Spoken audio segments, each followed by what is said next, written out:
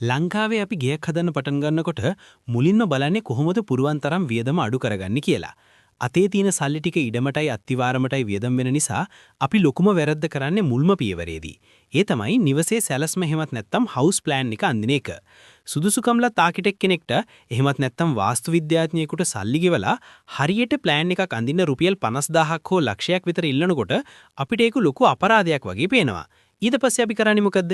රුපියල් 10000කට 15000කට සාමාන්‍ය ඩ්‍රාෆ්ට්මන් කෙනෙක්ට දීලා හරි එහෙමත් නැත්නම් බාස් උන්නහෙට කියලා හරි කොලේක ඉරි කෑලි ටිකක් අඳවා ගන්නවා. අපි හිතනවා අපි රුපියල් 30-40000ක් ඉතුරු කරගත්තා නේද කියලා. හැබැයි මේකට තමයි කියන්නේ ලාභ ගෙවල් සැරසුම් වල ආර්ථික මුලාව එහෙමත් නැත්නම් the economic fallacy of the cheap house plan කියලා. මේ පොඩි මුදල ඉතුරු කරන්න ගිහින් ඔබ ඇත්තටම රුපියල් ලක්ෂ 50කට වඩා වැඩි මුදලක් කොන්ක්‍රීට් සහ ගඩොල් ගොඩකට නිකරුණේ විනාශ කරලා දානවා කියන එක ගේ හදලා ඉවර වෙනකම්ම ඔබට තේරෙන්නේ නැහැ.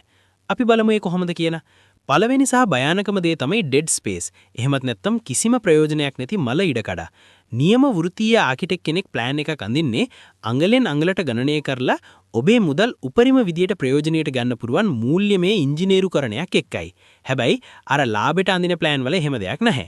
ඒවැයි තියෙන්නේ කිසිම තීරුමක් නැති දිග කොරිඩෝ, ගෘහ භාණ්ඩයක් තියාගන්න බැරි හැඩේ වැරදි මුළු සහ අවශ්‍යතාවයට වඩා ලොකු කරපු හැබැයි පාවිච්චි කරන්න බැරි කාමරය.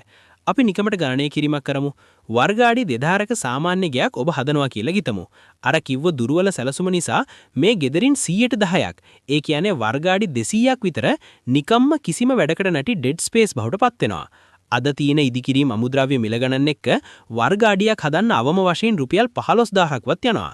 එහෙනම් අර අපතේ ගිය වර්ගාඩි 200ට විතරක් ඔබ රුපියල් ලක්ෂ 30ක්, ඒ කියන්නේ මිලියන 3ක් අනිවාර්යයෙන්ම වියදම් කරලා තියෙනවා.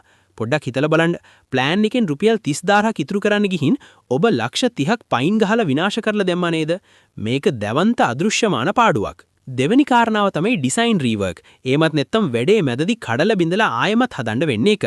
අර ලාභ ප්ලෑන් වල වතුර බට යන විදිහ, වයරින් කරන විදිහ, කාණු පද්ධතිය යන විදිහ හරියට සැලසුම් කරලා නැහැ. බාස්ලගේ හදාගෙන යද්දි තමයි තේරෙන්නේ බාත්රූම් එකේ වතුර බටේ පල්ලෙහාට ගෙනියන්න බිත්තියේ ඉඩමදි කියලා. ඊට පස්සේ අලුතින් බැඳපු බිත්ති කඩන්න වෙනවා. ජනේලයක් තිබ්බම ඒකෙන් අවුව කෙලින්ම ගේ ඇතුළට එනවා. ඊට පස්සේ ජනේලේ ගලවල වෙන තැනකින් තියන්න වෙනවා. පඩිපෙළ හැදුවම ඔරුව වදිනවා. ආයෙමත් කඩන්න වෙනවා. මේ වගේ කඩ ආයෙමත් හදනකොට ඔබේ ගඩොල් සිමෙන්ති යකඩ ඔක්කොම කුණු ගොඩට යනවා. බාස්ලට අමතර දවස් ගණනට කුලිය ගෙවන්න වෙනවා. සාමාන්‍යයෙන් රුපියල් කෝටි 3ක බජට් එකකින් ගයක් හදද්දී මේ වගේ දුර්වල සැලසුම් නිසා වෙන කඩලා හදීම් වලට පමණක් 107කට වඩා පාඩුවක් වෙනවා. ඒ කියන්නේ තවත් රුපියල් ලක්ෂ 21ක් විතර ඔබේ අතින් අපතේ යනවා. සල්ලි විතරක් නෙවෙයි. මේ නිසා ව්‍යාපෘතිය මාස ගණනාවක් පරක්කු වෙනවා. ඉදිකිරීම් ක්ෂේත්‍රයේදී කාලය කියන්නේ සල්ලි වලටයි.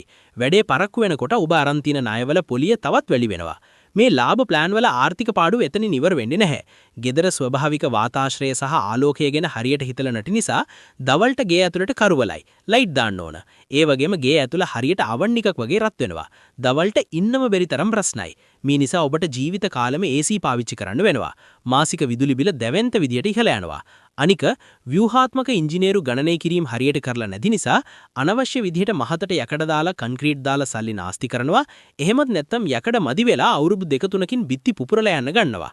අන්තිමට ඒව රිපෙයාර් කරන්න යන වියදම අර මුලින් ඉතුරු කරපු ගාන වගේ සී ගුණයක් වෙනවා. මේ හැම දෙයකටම වඩා හිතට දැනෙන පීඩනය සහ මානසික වදය ගැන හිතන්න.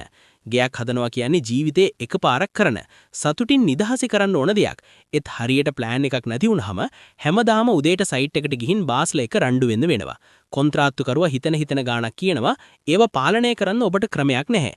මේ නිසා ගයක් හදනවා කියන්නේ ජීවිතයේ තියෙන ලොකුම කරදරේ බහුණපත් වෙනවා. ඒ නිසා කරුණා කරලා මේ මූල්‍යමය උගලට අහු වෙන්න එපා. නිවසක සැලස්ම කියන්නේ නිකම්ම කඩපාසිය කණ්ඩින චිත්‍රයක් නෙවෙයි. ඒක තමයි ඔබේ මුළු ආයෝජනයම ආරක්ෂා කරන ප්‍රධානම මූල්‍ය ලියවීම. සුදුසුකම්ලත් වෘත්තීය ආකිටෙක් කෙනෙක්ට ප්‍රමාණ සමීක්ෂකවරයෙකුට මුලින් මුදලක් ගෙවලා නිසි සැලසුමක් සහ BOQ එකක් හදාගන්න. එයාලා ඔබේ දෙදර හැම අංගල්ලෙම ප්‍රයෝජනයට ගන්නවා. දවන්ත ඉඩ ප්‍රමාණයක් නාස්ති වෙන එක නවත්තලා ඔබට ලක්ෂ ගාණක් ඉතුරු කරලා දෙනවා. අනාගතයේ බිත්ති කඩන්න වෙන එක නවත්තනවා. මුලින් රුපියල් ලක්ෂයක් විතර වියදම් කරලා හරියට ප්ලෑන් එකක් හදාගත්තොත් ඉදිකිරීම අතරතුර ලක්ෂ 50කට වඩා වැඩි අදෘශ්‍යමාන පාඩුවක් නවත්ත ගන්න ඔබට අනිවාර්යයෙන්ම පුළුවන්. ඒ නිසා හැංගීම් වලට වහල් වෙලා සතේ ඉතුරු කරන්න ගිහින් කෝටි ගානක ණය කන්දකට හිර වෙන්න එපා. බුද්ධිමත්ව සැලසුම් කරලා ඔබේ පවුලේ අනාගත ධනය ආරක්ෂා කරගන්න.